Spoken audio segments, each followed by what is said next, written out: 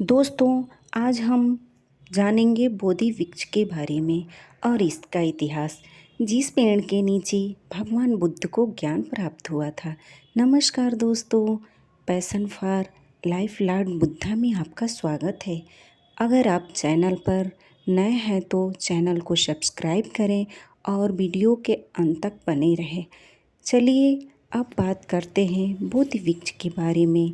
आपने सुना ही होगा, वही बोधि वृक्ष जहाँ भगवान बुद्ध को ज्ञान की प्राप्ति हुई थी। बोधि का मतलब होता है ज्ञान और वृक्ष का मतलब पेड़ यानी ज्ञान का पेड़। दरअसल बोधि वृक्ष बिहार के गया जिले में बोधगया स्थित महाबोधि मंदिर परिसर में स्थित एक पीपल का पेड़ है। इसी पेड़ के नीचे ईसा पूर्व 531 में भगवान बुद्ध को ज्ञान प्राप्त हुआ था। इस बोधि वृक्ष की बड़ी विचित्र कहानी है जिसके बारे में आप जानते होंगे।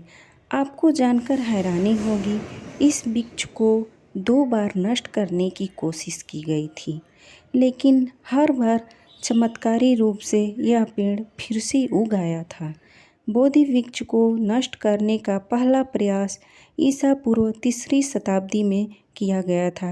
वैसे तो सम्राट अशोक बौद्ध धर्म के अनुयायी थे, लेकिन कहते हैं कि उनकी एक रानी त्रिशरक्षिता ने चोरी छुपे वृक्ष को कटवा दिया था।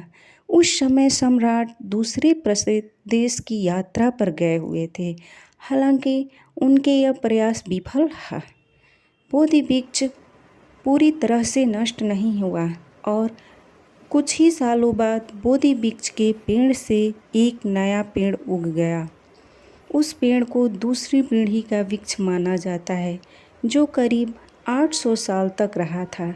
दूसरी बार बोधि वृक्ष को नष्ट करने का प्रयास 7वीं शताब्दी के बंगाल के राजा शशांक ने किया था। कहा जाता है कि वह बौद्ध धर्म का कट्टर दुश्मन था। उसने बोधि वृक्ष को पूरी तरह नष्ट करने के लिए उसे जड़ से उखाड़ने को सोचा, लेकिन इसमें वह असफल रहा तो उसने वृक्ष को कटवा दिया और उस पेड़ के जड़ों में कोयला डलवाकर आग लगवा दिया। लेकिन यह कोई चमत्कार से कम नहीं था।